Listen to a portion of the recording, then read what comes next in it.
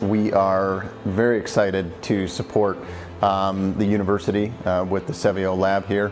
As part of HID Industrial RTLS, we do see and are building our Center of Excellence for Location Technologies in Brno, as our sister division, the healthcare team, is doing in Vancouver, Canada. Na startu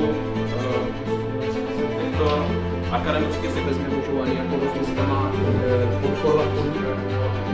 Jako dneska jsme taky udělali. Teďka tady kolegům říkal, že jsme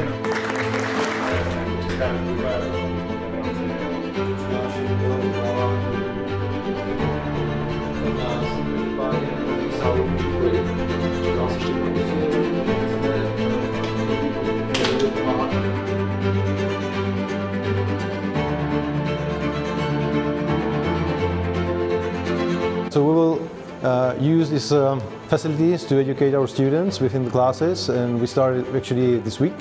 So I'm glad to have these labs here and looking forward to educate the students in the area of communication and localization of devices indoor and outdoor also.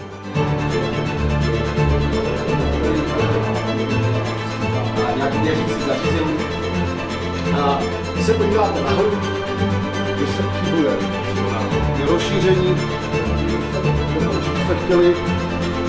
Opening RTLS Lab is one of the essential steps of building Center of Excellence in Brno.